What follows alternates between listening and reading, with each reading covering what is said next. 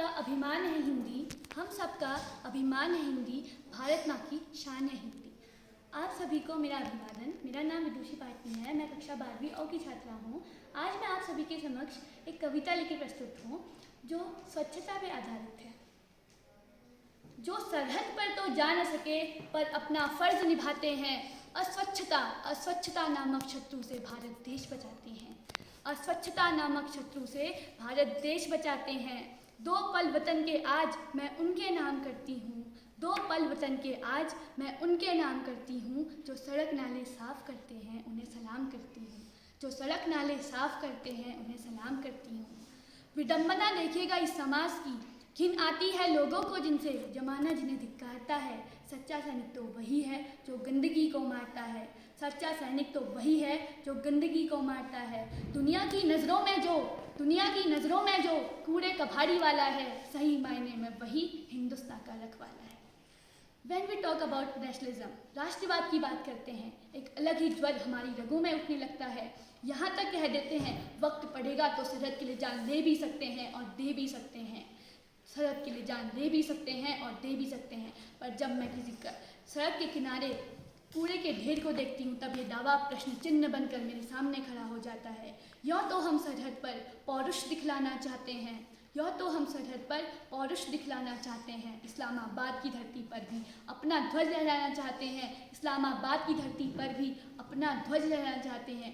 बेशक ये ख्वाब पूरा होगा, यौवन में वो ताकत है, शेरों के जो दाद गिने रक्त में वही हिमाकत है। लेकिन शर्म आती है आज भरतवंशियों की हालत बताने में, शर्म आती है आज भरतवंशियों की हालत बताने में। हम नाक सिकोड़ने लगते हैं एक कागज़ का टुकड़ा उठाने में, हम नाक सिकोड़ने लगते हैं एक कागज़ का टुकड़ा उठाने में। तब मैं सोचती हूँ क्या ये दौर ऐसा कर लेगा, क्या सचमुच अपने हाथों में वसुंधरा अंबर लेगा।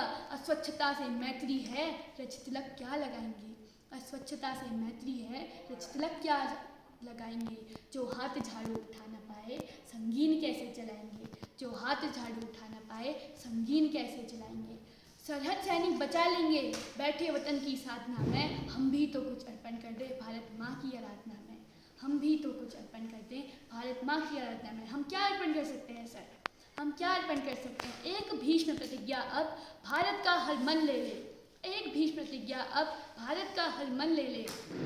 अटूट प्रेम स्वच्छता से भारत का हर जन ले ले। तो युद्ध का ऐलान अब गंदगी के खिलाफ हो, मांग श्रवण की जनता से है देश का कचरा साफ हो, मांग 2.5 करोड़ की जनता से है देश का कचरा साफ हो। भुखमरानों से उम्मीद यही आशा है जवानी से, इल्तिजा गांधीवाद की हर हिंदुस्तानी से। भुखमरानों से उम्मीद यही आशा है जवानी से, इल्तिजा गांधीवाद की हर हिंदुस्तानी से। संदेश हमारा जमाने भर में पहर जाएगा, संदेश हमारा जमाने भर में पहर जाएगा। जम्बूद्वीप का जयघोष गगन में ठहर जाएगा। भले खून ना बहाएं सरहद पर, भले खून ना बहाएं सरहद पर, एक छिलका अदब से उठाइए, एक छिलका अदब से उठाइए, बिना पवन ही अमर तिरंगा खुद ही लहर जाएगा। जय हिंद, धन्यवाद। नमस्ते, मैं लवली टमटा हिंदी पखवाड़े के अंतर्गत आप सभी के समक्ष एक कविता प्रस्तुत करने जा रही हूँ जिसका शीर्षक है इरादे से बुलंदी तक। रख ले कदम आसमान तक, इसमें किसी को नहीं कोई शक, रख ले कदम आसमान तक, इसमें किसी को नहीं कोई शक। क्योंकि सब जानते हैं तेरे कदम हैं इरादे से बुलंदी तक। तू छू लेगा आसमान, तू पहला कदम तो रख, तू छू लेगा आसमान, तू पहला कदम तो रख। तेरा कदम देखकर सबके मुंह से निकले ये बढ़ रहा है इरादे से बुलंदी तक। तेरी घबराहट दम तोड़ दे तेरे सीने तक, तेरी घबराहट दम तोड़ दे तेरे सीने तक। तेरे अल्फाज सुनकर सबको लगे तू बढ़ेगा इरादे से बुलंदी तक। रास्ते तक तू नहीं रास्ता तुझ तक, रास्ते तक तू नहीं रास्ता पहुँचे तुझ तक। तेरी मुश्किलें कहें इसे जाने दे ये राही है इरादे से बुलंदी तक। जब दिक्कतें आएंगी तो कहना समय है उन्हें पहुँचने में तुझ तक, जब दिक्कतें आएंगी तो कहना समय है उन्हें पहुँचने में तुझ तक। नज़रें चुराने की ज़रूरत नहीं क्योंकि तेरा रास्ता है इरादे से बुलंदी तक। तेरी पहुँच इंसानों तक की नहीं, पहुँच हो तेरी फरिश्तों तक।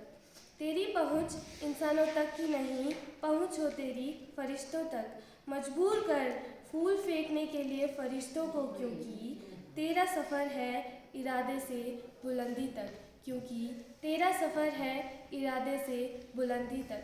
धन्यवाद। आप सभी को नमस्कार। मैं मनस्वी कक्षा 10वीं की छात्रा आप सभी के समक्ष मंगलेश डबराल द्वारा रचित संगतकार कविता को पढ़ना चाहूँगी। मुख्य गायक के चट्टान जैसी भारी स्वर का साथ देती वह आवाज़ सुंदर कमज़ोर कांपती हुई थी। वह मुख्य गायक का छोटा भाई है या उसका शिष्य या पैदल चलकर सीखने आने वाला दूर का कोई रिश्तेदार। मुख्य गायक की गरज में वह अपनी गूंज मिलाता आया है प्राचीन काल से।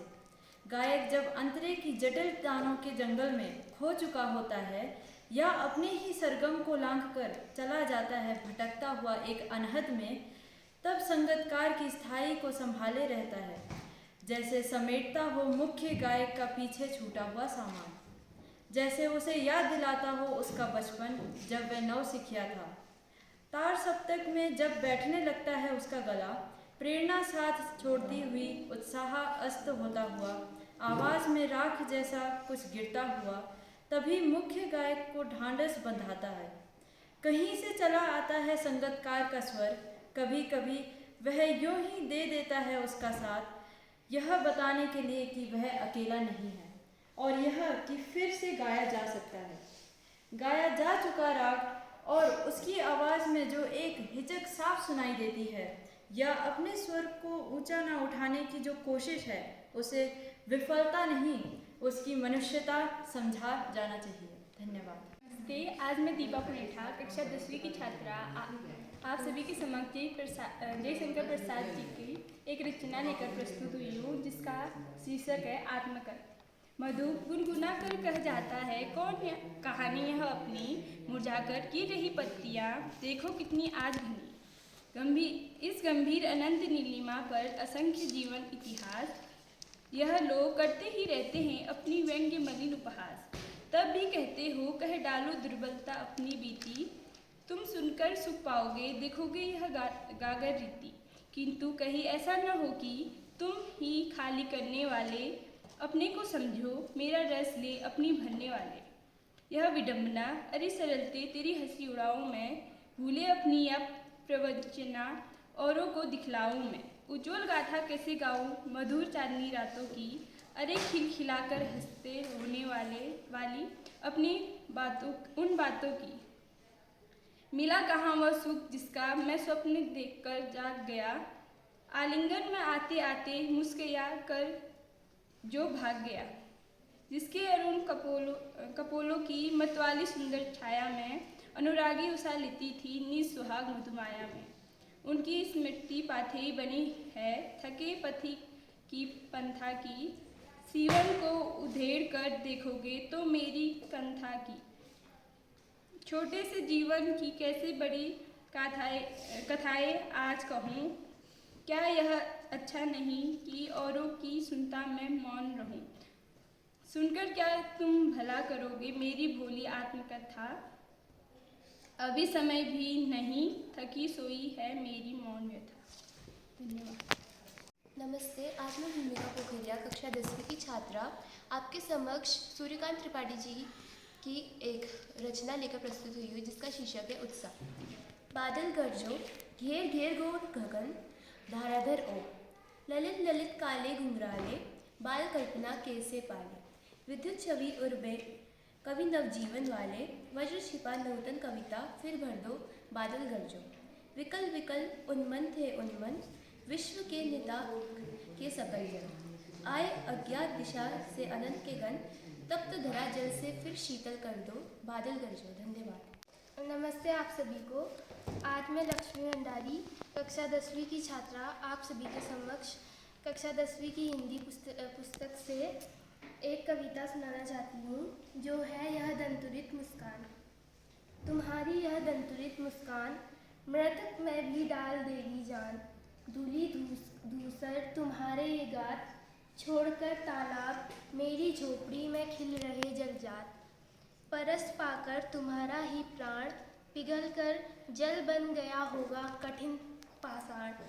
छू गया तुमसे कि झरने लग पड़े शेफालिका के फूल, बांस था कि बबूल। तुम मुझे पाए नहीं पहचान, देखते ही रहोगे अनिमेष। थक गए हो आँख लूँ मैं फेर, क्या हुआ यदि हो सके परिचित न पहली बार। यदि तुम्हारा मान माध्यम बनी होती आज, मैं न सकता देख न पाता जान। तुम्हारी यह दंतुरित मुस्कान, धन्य हो तुम माँ भी तुम्हारी धन्य। चिर प्रवासी मैं इतर मैं अन्य, इस अतिथि से प्रिय तुम्हारा क्या रहा संपर्क। उंगलियां माँ की कराती रही हैं मधुर पग, देखते तुम इधर कनक ही मार, और होती जबकि आंखें चार। तब तुम्हारी दंतुरित मुस्कान मुझे लगती बड़ी ही छविमार। धन्यवाद। नमस्ते सभी को। आज मैं कामनी बात्रा कक्षा 10वीं की छात्रा हिंदी पखवाड़े के अंतर्गत आप सभी के समक्ष एक कविता लेकर प्रस्तुत हुई हूँ, जो कि इस प्रकार है। सुबह सुबह यह सोचकर उठती हूँ, सुबह सुबह